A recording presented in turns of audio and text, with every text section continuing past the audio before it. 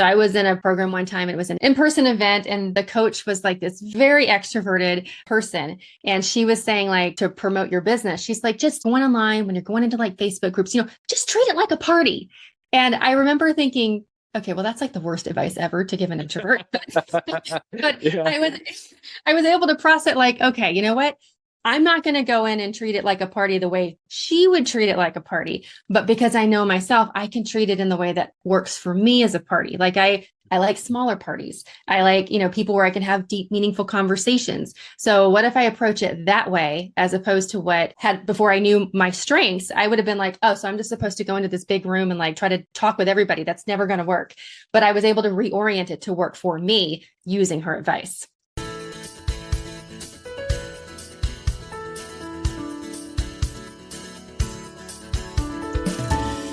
Hello and welcome to episode 177 of the Quiet and Strong podcast, especially for introverts. I'm your host, David Hall, and the creator of quietandstrong.com. This is a weekly podcast dedicated to understanding the strengths and needs of introverts. Introversion is not something to fix, but to be embraced. Normally, we'll air each episode on a Monday. Be sure to subscribe on your favorite platform. Leave a review or a rating. That would mean a lot to me and help others find the show. Tell a friend about the podcast and help get the word out there that introversion is a beautiful thing. Vicky Regina is a certified professional coach specializing in confidence and energy management coaching for introverts. She works closely with her clients to find deep, unconditional confidence in themselves by leveraging their natural strengths and by becoming masterful at managing their energy. She teaches her clients to think differently, which means they live differently. As a hardcore introvert herself, she doesn't believe introverts are broken extroverts. She knows firsthand how challenging it can be to navigate what feels like a world that is designed to meet the needs of extroverts. So her mission is to help introverts understand themselves better so they embody who they are here to be. In doing so, she's witnessed her clients transform their relationships, career success, and more. All right. Well, welcome to the Quiet and Strong podcast, Vicky. Vicky, it's so good to have you on today. Oh, thank you. I have been so excited and looking forward to this. So thank you for reaching out and inviting me on. Yeah, absolutely.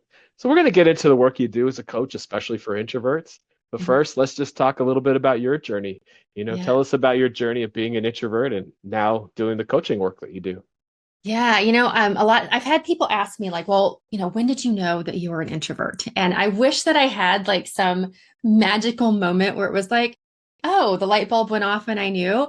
I don't have that. Like, I don't know when I knew that I was an introvert. I've always known that I've been, very quiet. When I was a child, I was extremely shy, which is not the same thing as being an introvert, which gets confused a lot of times. But I was very, very shy. I mean, I like to say that I couldn't even order my own Happy Meal at McDonald's when I was a kid. I had to hide behind my mom and let her do it. But as I grew up and got into the work world in my 20s, I took a job. I don't know why I took this job, but I'm grateful that I did. But I took a job where I was a consultant at a software company and I had clients and I had to go out and stand in front of them and train and do demos and all of this stuff, which was very, very challenging for me. But as an introvert, it really helped me to start to challenge what I thought I couldn't do. Because I always thought, well, I can't do this.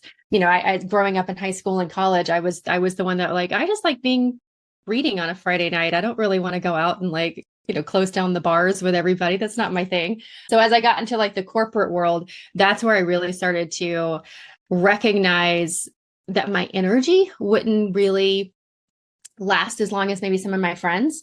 And then as I got into my 30s, that's where I really started to challenge all these beliefs that I had about myself, that I was limited because I was an introvert, or there was something wrong with me, or I needed to try to force myself to be, more extroverted than I was. And it was around that time in my 30s that I started to do the research on it and started to just learn about it. And that was really a fun time because I was like, I had left a relationship where I started to become aware that I was an introvert and he was very extroverted. And so I had started to try to communicate with him like, hey, I can't go all weekend long, I need some downtime. And so when that relationship ended and I had just space to myself, I was like, I want to get to know who I am again. And part of that journey was really learning about what it meant to be introverted. And I think that was mostly like a bunch of Google searches. It wasn't even, anything, no books or anything like that. I don't think there was a lot at that time to really read. And so I just started learning as much as I could. And that really transformed how I saw myself and what I thought was possible for me. And so around that time is also when I went to coaching school and got certified in coaching. And once I started doing coaching, I didn't initially start working with introverts. I didn't even really think about that. But as I was working with clients, there was just this little voice in my head, like you got to work with introverts because there's something about, I was attracting introverts, and there was just something about they don't understand. I was really recognizing they were very much like I used to be. They don't really understand who they are or how they're wired. And because of that, their confidence is just, it's really challenging for them to feel confident in themselves. And so that is what ended up really driving me into really working with clients specifically on this, introverted clients on this. Yeah, that's the thing. There's differences. We process the world internally. We spend more time in our internal world. And if you don't understand that, you can definitely lack confidence and you Mm-hmm. might not have the right strategies to be successful. Yeah. What would you go back and tell your 20-year-old self as you're getting up in front of people and doing training and things? What would you tell that? Oh, that's such a great question. I would tell her to relax, just, be yourself.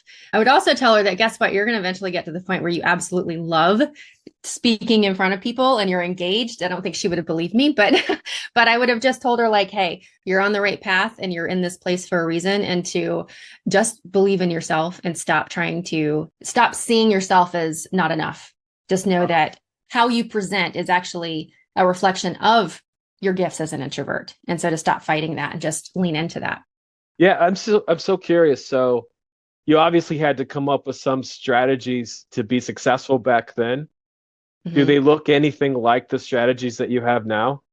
Oh, probably not. That's and the strategies that I used then, I think, was really just to keep my head above water.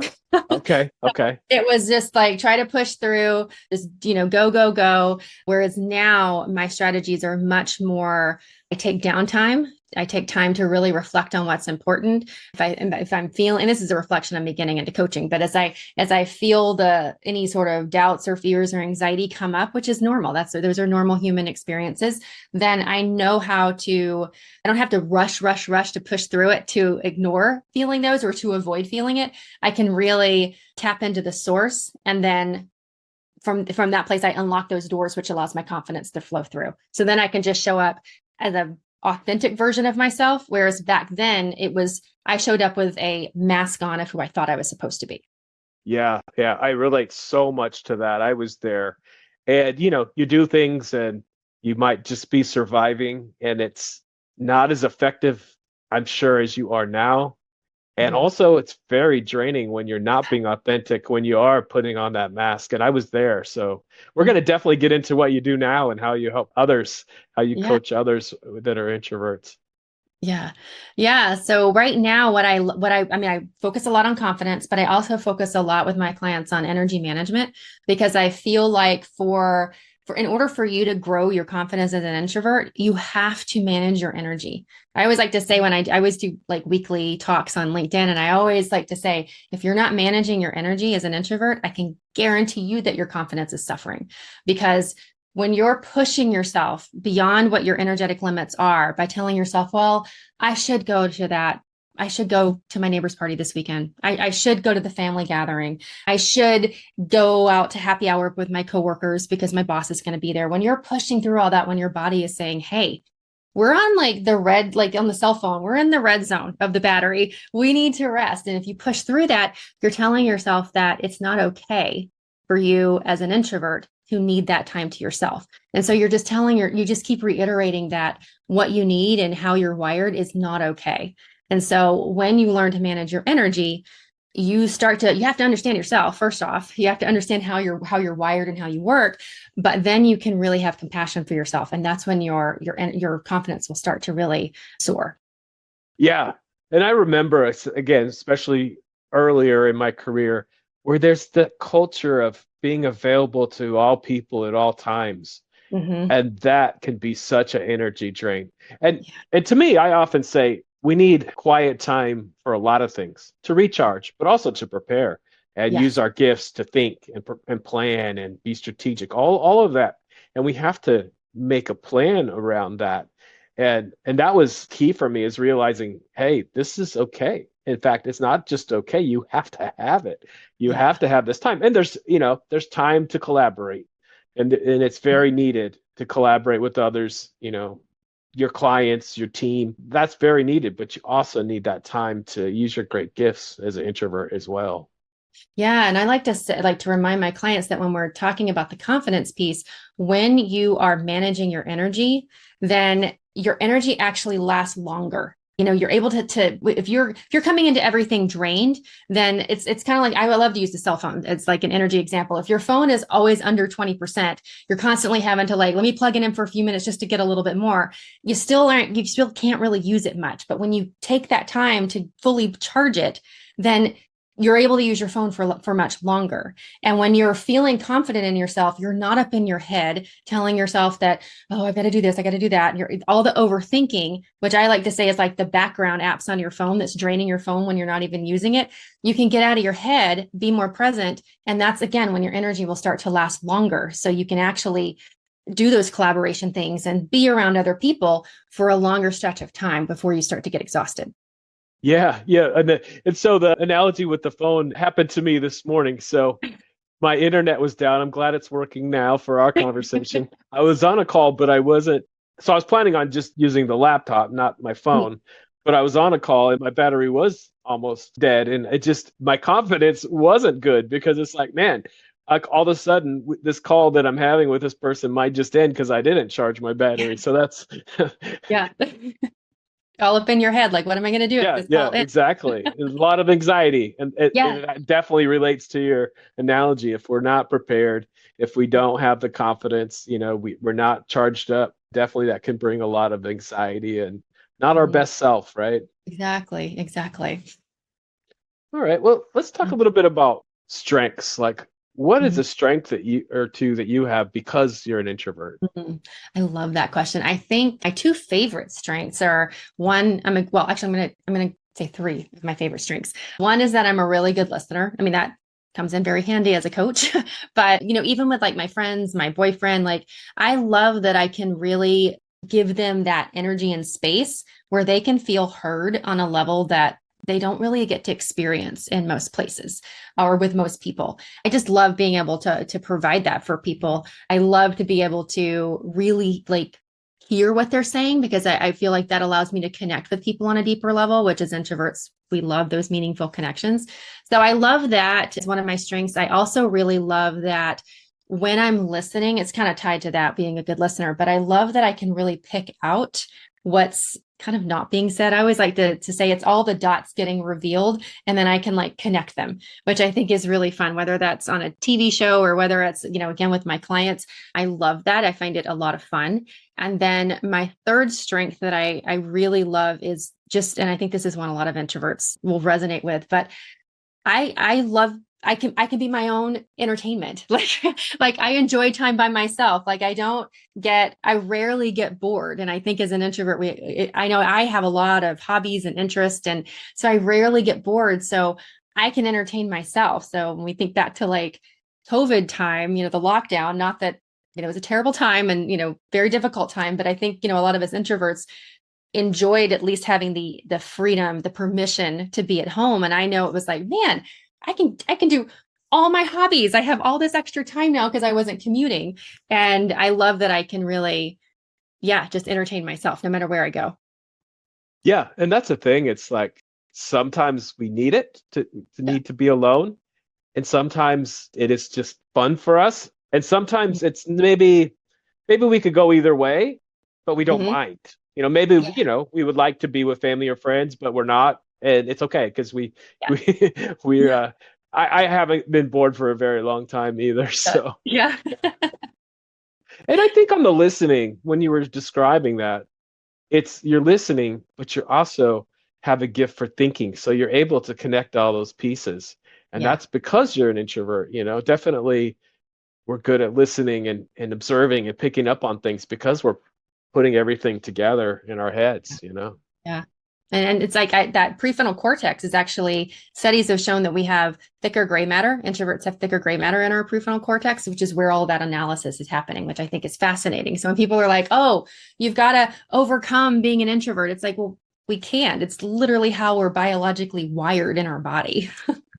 Yes, it absolutely, it's in our biology. I could share lots of different epiphanies I've had around it's natural. And it's not something to overcome or fix. It's Mm-hmm. something to understand. And Yes. again, you just shared some strengths. We have great gifts. With them Mm-hmm. come needs. We need to manage our energy like you're talking about. We need to make sure we have time to prepare for things because we often do better with some preparation, usually. And I'm always talking like this generally, usually, Yeah. Yeah. usually, usually, our gift is not thinking on the spot. Yep. So we just need to understand all those things. But yeah, it's Yeah. it's in our bio. I love that you said that. It's in our biology and it's not something to change. Hmm. Yeah. And I think when we understand that, that's when we can, from the confidence piece, that's where we can really start to stretch, what's the expression, like spread our wings with our confidence because we realize, well, this is just who I am. Yeah. Yeah. So tell us a little bit more of how you went into coaching and how do you decide to be an entrepreneur and be a coach? Yeah. So I wasn't really familiar with the coaching world. This is going back to maybe 2014, 2015. And I was at a place in my corporate job where I just was feeling burnt out. It was not, it was a perfectly fine job, wonderful people I worked with, but it was not, there was no passion around what I was doing. It was definitely was not hitting like, this is a purpose for me. And so I was in that phase of like, well, what is my next step? And I think I was blogging at the time. This is back when blogging was bigger. And I was blogging about like, personal help or personal self-help type of topics. And I didn't know much about coaching. And I do remember thinking, I I can't be a life coach. What is that? Who am I to be like go and like I didn't understand what it was. Tell people what to do, which is not what a coach does. Right. But but I was like, you know what? I want to be a dream coach. I want to help women like really go after their dreams because I feel women aren't doing that, not knowing that that actually is a lot of what coaching is. And so once I learned a bit more about that, and I had just a particularly challenging summer one year at work because it was just crazy. I realized, you know what? Why not why not start to go after this? So that's when I started looking into coaching programs and chose a coaching school and spent the next year getting, going through that program to get certified. And that's kind of how it happened. I'm not one of these people that was like, oh, I know someday I want to own a business. Like I never saw that in my future. It was just once I discovered coaching and realized that it was lighting something up inside of me. It was like, I can't not explore that. Yeah. So Yeah. what is the value of having a coach? Yeah. So the thing I love about, and I think as coaches, we generally have coaches too. I think everybody pretty much needs a coach, but the value of having a coach, I think there's several things. One, and this is maybe not even related to the specifics of coaching, is you come in and you get an entire hour or however long the session is to just talk and have somebody listen. Like how often in our life do we get that? I think that's a huge benefit. I know that there's not a lot of people in my life where I can just talk and talk and talk about what's going on. And so I really look forward to those sessions with my coach to be able to do that. But beyond that, I think the beauty of having a coach is they can, like kind of what I was saying earlier, they can hear what we're blind to our own blocks. Like we're never going to see them. That's just, I shouldn't say never, but it's harder for us to see them. It's just how we're wired as humans. And a good coach can hear what you're saying, but hear what you're saying behind it and start to shine a light on those things to help you really start to think differently, do things differently, understand different processes to take to just basically change how you're experiencing your life. And that's what I think is the really powerful side of having a coach. And then the next part of the question is, so what's the value for an introvert to have a coach that's also an introvert? Yeah, I think that is such a great question because I can relate from my own experience. Like as I've worked with coaches over the years around just getting my business out and, into more visibility, I worked with a lot of extrovert coaches. I didn't at the time think about it, or I didn't realize who were introverted coaches. And a lot of the tactics that they share were tactics that work really well for an extrovert. And there's nothing wrong with those tactics. But for me to try to do it, I kept hitting, like banging my head up against the wall and wondering why can't I make this work? Why is this so hard? Why is it so challenging? And so as I discovered more about myself and I started to work with more introverted people myself, there was just almost like this, I could relax because somebody got me. Somebody wasn't trying to tell me, well, you just need to get over that. Well, this is just how it is. I was able to explore what actually does work for me. And I felt supported in that. And I felt, I feel like with an introvert, if you have an introverted coach, it's almost like you speak the same language. So. Yeah, absolutely. And we can learn from extroverts, of course. But Mm-hmm. I think that it's important that someone understands our introverted nature. Yeah. And even right now, this conversation, Mm-hmm. you get me, I get you. Even before we hit record, we just had a really nice conversation and we're coming from the same place. And so it's just so important. I talk about sometimes when I was in college and I was still struggling with this, I read a book on how to overcome shyness, and Mm. it didn't help at all. And I need to go find that book because I bet you it was written with extrovert tactics, which are Mm-hmm. great for the extrovert. But for me, I needed to learn, oh yeah, you think before you speak. You're going to need some time to prepare. You're going to need some downtime. And those kinds of things weren't called out. But once I figured Yeah. out those things, yeah, I'm not shy anymore. Mhm. Having a coach that understands, and they could be an extrovert, but they really need to deeply understand what it means Yeah. to be an introvert. And I've definitely met people and coaches like that. Yeah. And I think that also the more that you as an individual understands what it means to be an introvert and what your needs are, even if you are working with an extroverted coach, you can challenge the suggestions. So I was in a program one time, it was an in-person event, and the coach was like this very extrovert. She was lovely, but a very extroverted person. And she was saying, like, in order of to promote your business, she's like, just when you're going online, when you're going into like Facebook groups, just treat it like a party. And I remember thinking, okay, well, that's like the worst advice ever to give an introvert. But Yeah. I was able to process it like, okay, you know what? I'm not going to go in and treat it like a party the way she would treat it like a party. But because I know myself, I can treat it in the way that works for me as a party. Like I like smaller parties. I like, people where I can have deep, meaningful conversations. So what if I approach it that way, as opposed to what had before I knew my strengths, I would have been like, oh, so I'm just supposed to go into this big room and like try to talk with everybody. That's never going to work. But I was able to reorient it to work for me using her advice. Yeah. And, I love that. It's because guess what? We do like parties, but Yeah. we like them in a different way.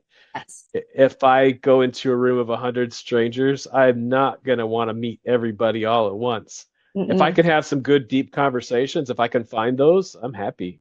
Yeah, exactly. I'm happy over in the side, just having a deeper, meaningful conversation with a couple people. That's a wonderful evening. Yeah, so in your coaching work, and we talked about strengths, your strengths. How do you help your clients find their strengths? Yeah. I don't use any sort of like online assessment. Not that there's anything wrong with that. I love to get to know my clients and then help them get to know themselves. So I love to ask them questions, and I start with things like, what do you know you're good at? What do you enjoy doing that you lose all track of time? Where do you get compliments from and people, from people in your life, even at work? What do you get reviewed on that your boss is like, hey, you're always really great at this? And we start to just pick things out and it's almost like we build a picture of these things that they're really good at, things that sometimes they don't even realize that are strengths because it's just so natural for them. So it's kind of it's usually over the span of a few calls, and after we start talking about it, they're really attuned to like paying attention to it in between our sessions, and it's just looking for those little, I like to call them gold nuggets. Where is it that you feel like you're coming alive? Yeah, and you said something important there. It's like sometimes there are strengths, so we don't even realize that there are strengths and that all other people don't have the same ones because we're Mhm. so close to them. Yeah. But by reflecting, yeah, and there's instruments that are really helpful, but as an introvert, you can do some great reflecting. That's one of our gifts. Yeah. And you can really think about, okay, yeah, what do I enjoy doing? I love that, where do I lose track of time? That's a big key right there. And we all have different strengths. And, there's a wide variety amongst introverts, As I get to know you, we're going to share some strengths, but some strengths are going to be unique to you and some are going to be unique to me. So helping people really reflect and is so important.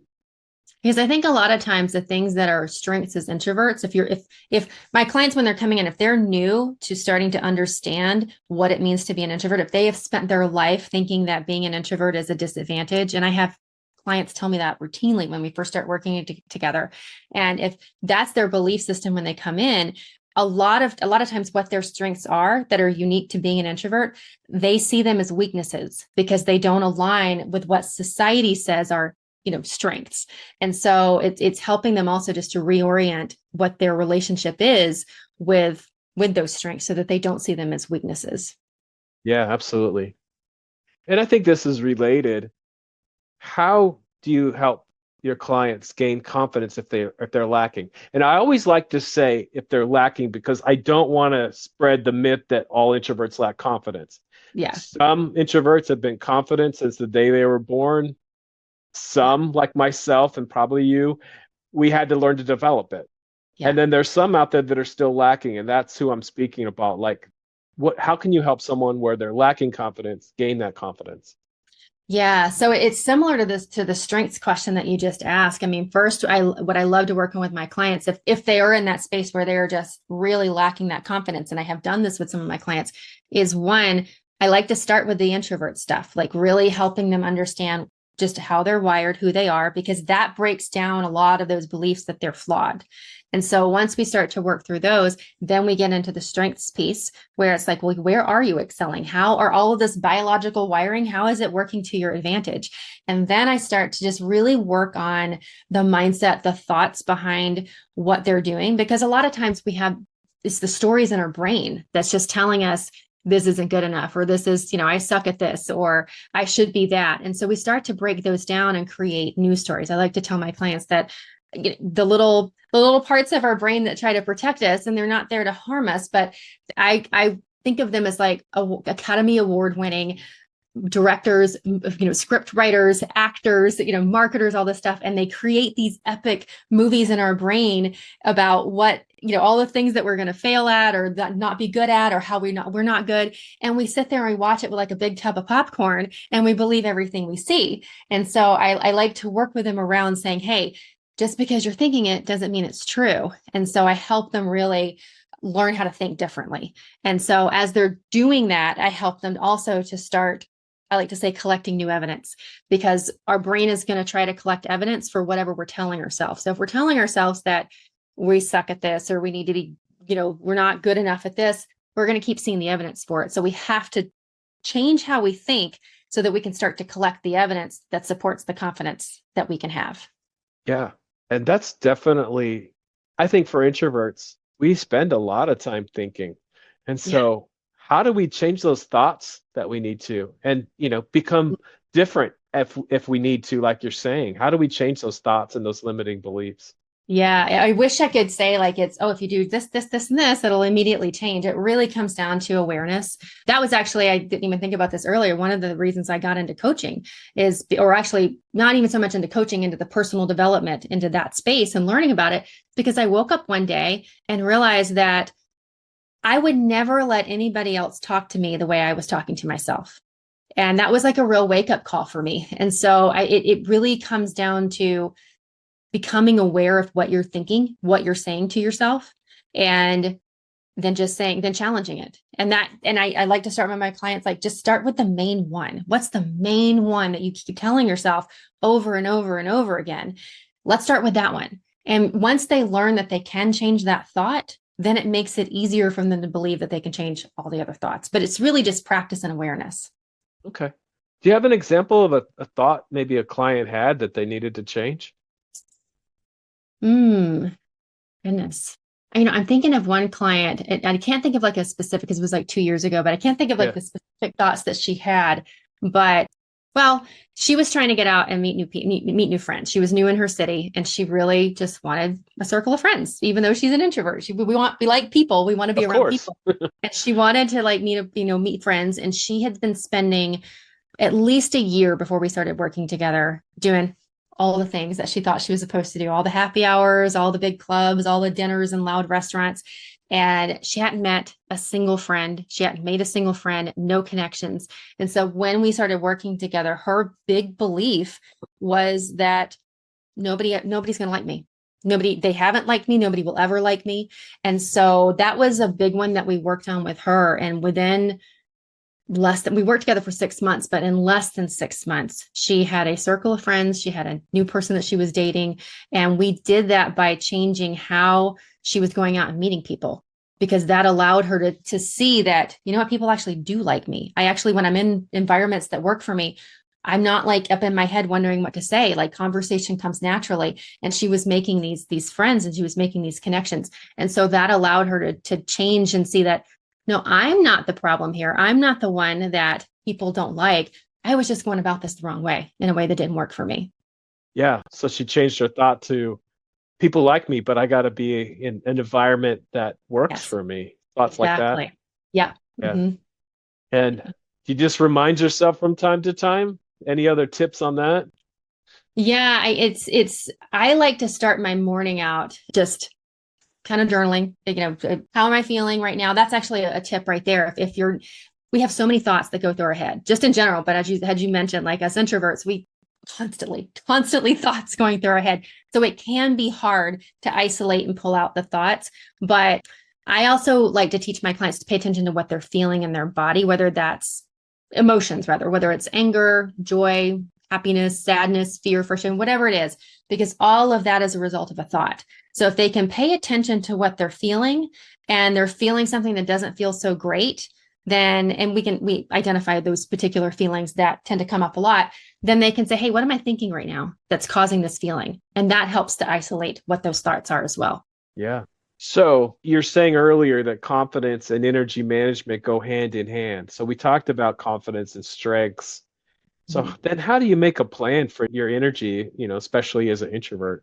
Yeah, I think it really comes down to, again, it's awareness. It's always starts with awareness, but understanding what drains you. I think that sometimes can be an easier one, but there's a lot of little sneaky things that drain us that we're not aware of. So I always like to have my clients, if we're specifically working on energy, I don't do this with all of my clients. It depends on if they need it, but to keep an energy log and check in, put something on your phone to remind you, like every 2, 3 hours, no more than that, to check in and say, where's my energy at right now? And I, kind of teach them how to rank it, or scale it rather.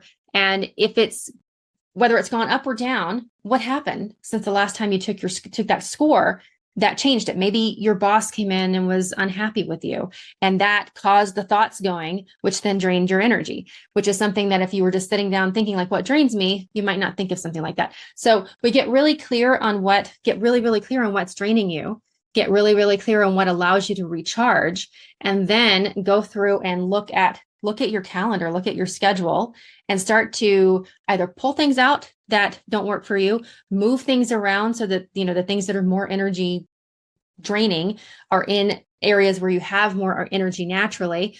I also like to tell people to, help them to buffer the things that they know they can't like get rid of. If they've got a meeting that they have to go to and they have to present and they know it's going to be really draining, then you better buffer before and after some of that recharging time so that you can get that refuel your energy. Again, it's like the phone. Like if you know you're going to watch a video on your phone, you got to plug it in afterwards because that drains your battery more. So it's a lot of awareness, and then just taking a look at what is happening in your world and then adjusting it accordingly. And it's trial and error too, and seeing what works. Yeah. And I do that. I haven't called it buffering, but I like phrasing it that way. Definitely at the end of the week, at the beginning of the week, I look at my week and what Mhm. does drain me? And can I block off some time? And in Mhm. my world, that's really important because other people have access to my calendar. Other Yeah. people can set meetings for me. It's very common for other people to set meetings for me, big and small. And where and I might still be working during that buffering time, Mhm. but working quietly on something that, is not is I can recharge. But Mhm. that's so important. And, it's sometimes we get drained by things we really enjoy, Yeah, you know, absolutely. like like with this podcast, I definitely give myself an hour ahead of time just to get in the right mindset and think about, okay, what am I going to talk about with Vicky today? Yep. And I'm really enjoying this conversation. It's not draining me, but Yep. guess what? I have an hour after just in case I need to recharge, Yeah. and I Yep. don't have anything planned. And you just have to look at that. Yeah, look at it weekly, Yeah. and take a larger look too, like just in general, how do you want your days to look? But, you Mhm. know, get out your calendar. Where do I need some buffering time? Yeah. Where, maybe I'm giving a presentation and I may enjoy it, but afterward, if I could take some time, even if it's working quietly, you know, Hmm. what do I need there? Yeah. And I used to, when I was in corporate, I used to do this. I had a, when I was a product manager, we had a ton of meetings. And so it got to the point, especially during COVID, the early days of COVID, I mean, my calendar could be completely booked out with meetings from the time I start till the end of the day, like literally back to back, which was absolutely just exhausting. So I got in the habit of looking at my calendar ahead, at least a week ahead, sometimes 2 weeks ahead. And I knew I was good for about maybe 3 meetings, possibly 4 a day. And I would look, and my boss was okay with this. And I would look and say, okay, where do I already have 3 meetings? So I've got 3 meetings, I'm blocking off the rest of the day. That's like my work time. And I really started doing that. And I would have people be like, man, your calendar is always full. And I'm like, well, I have to, some are meetings at work time, but if it's really important, I can do it. But yeah, I had to take control of that myself because otherwise, yeah, people will, if they see 15 minutes in your calendar, they're going to take that 15 minutes. Yeah. It's funny. I'm an early riser and I actually get a lot of work done early. And Mhm. normally it's quiet time. But I did have someone that was like scheduling meetings like first thing in the morning. And I'm like, no, I'm not ready to talk. Yeah, So that was exactly. one of the best things I did was just block up the first 90 minutes of my day just to have that time to think, prepare, you know, Yeah. do some planning, that kind of thing. And that was one of the best things. And so that's an Yeah. automatic buffer that happens every week. Absolutely. Yeah. I'm with you. I need that. My brain has to has to get going a little slowly in the mornings. Yeah, and that's the thing. It's like, okay, so maybe your extroverted friend or colleague doesn't need that same time. That doesn't Mhm. make it any less needed for you. And sometimes we have to articulate that. And Yeah. so, with all this, whether it be work or personal relationships, how do you articulate your needs as an introvert? How do you, set some boundaries like, hey, I love you, but I really need this, and it's not because I don't care about you, it's more because I do and I need to be my best. How do you It set those boundaries and articulate your own needs? That is, I will say that is hard, and it's as much as I like to say I'm a proud introvert, as much as I'm a proud introvert, I am human. And I do feel bad because sometimes I need that time alone. But like you said, I know if I don't take it, it's not going to be as good quality time with the people in my life. And so it's just telling them, trying to explain to them. I have clients ask me this all the time, but what if they don't understand? And it's like that is tricky. We just have to keep trying to explain it in ways. I don't think that it's ultimately our responsibility to ensure that they understand. It is our responsibility to explain it as best as we can, but you just got to explain it and then put those boundaries in place. And if they don't understand it's just more and more communication. It can be tough though. Yeah, for sure, for sure. And I think it's also like explaining it in different ways. So my boyfriend and I have been together for 7.5 years, and we just this past weekend had another conversation where I had to explain it in a different way. Like I think it was on Saturday. That was my full day to myself, and he had messaged me midday to say, "Hey, you want to go do XYZ tonight?" And I was like, I hadn't planned to allocate energy for that.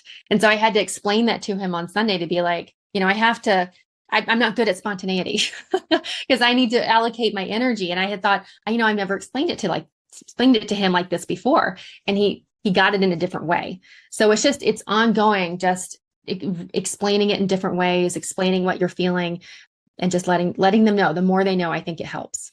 Yeah, yeah, definitely. It is ongoing.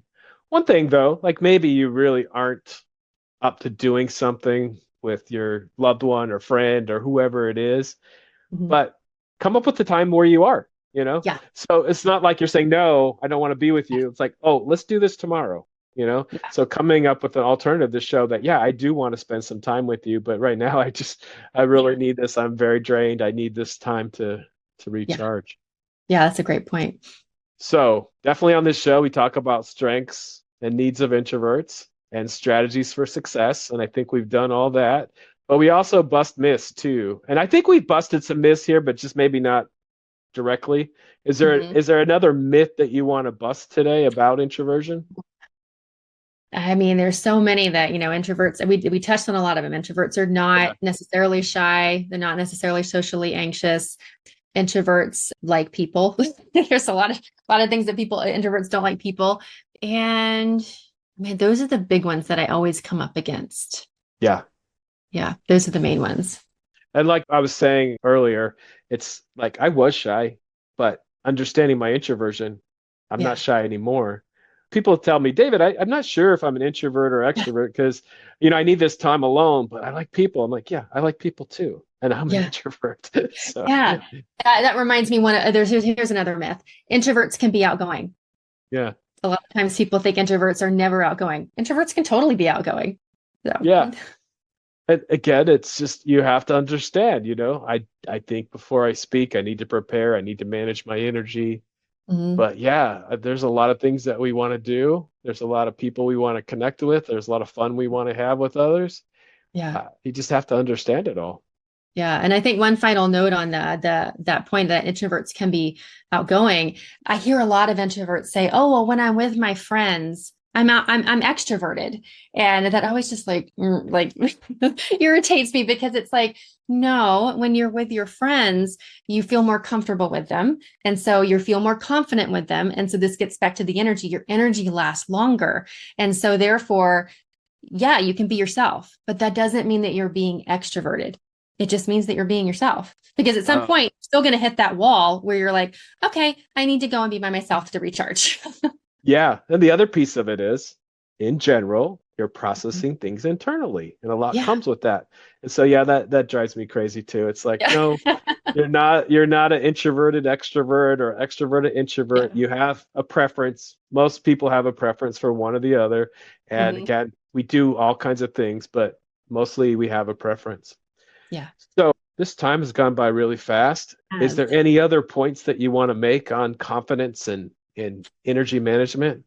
I think when it comes to confidence, it's just really give yourself permission and compassion to love yourself as you are and to believe in yourself and be curious. Be curious about what is it that what would change for you if you woke up tomorrow morning and were not able to access any feelings of like, ugh, I'm an introvert. I shouldn't be an introvert. Like, what would change if you woke up? Actually, if you woke up tomorrow morning and it was actually an introverted world, what would change for you? And you were quote unquote the I hate to say normal because there is no normal, but Right, right, given the right. perceptions of our world, what would change for you? And then be that person. And then when it comes to the energy side of things, know that what you need is valuable and know that what you need is worthy and that you don't have to apologize for what you need. It's just like you don't have to apologize for going to bed early when you didn't sleep well the night before. You don't have to apologize if you need time alone because you've been peopling all week long. Yeah, I love that. I've never thought about that. What if it was just that's what we're working towards. I'm working towards a Yeah. world that completely understands introversion Yeah. and, extroversion too. Yeah. We're always going to have introverts, extroverts. We need Mhm. everybody, but Yeah. I want that understanding to be there, like what it means and, Mhm. not try to fix it. Yes. Right. Yeah. Well, where can people get a hold of you and find out more about the work you're doing and anything else you want to say about the work that you're doing? Yeah, no, they can find me. I'm on LinkedIn all the time. And I think you'll probably be linking to these, but I'm on LinkedIn and Instagram most of the time. And then my website is vickyregina.com. So you can find me there, although that needs to be updated. I've changed so much and I need to update it. But yes, you can still find me there. But yeah, that's where you can find me. All right, sounds great. I will put all of that in the show notes. And thanks again, Vicky. This has been a great conversation. Yes. Thank you so much. Thank you so much for joining me today. I look forward to further connecting with you. Reach out at david@quietandstrong.com or check out the quietandstrong.com website, which includes blog posts and links to social media channels. Send me topics or guests you would like to see on the show. If you're interested in getting to know yourself better, there's now a free Type Finder personality assessment on the Quiet and Strong website. This free assessment will give you a brief report, including the 4-letter Myers-Briggs code, And you can also have the option of purchasing the full report if you'd like to learn more. I'll add a link to the show notes. So many great things about being an introvert, and we need those to be understood. Get to know your introverted strengths and needs and be strong.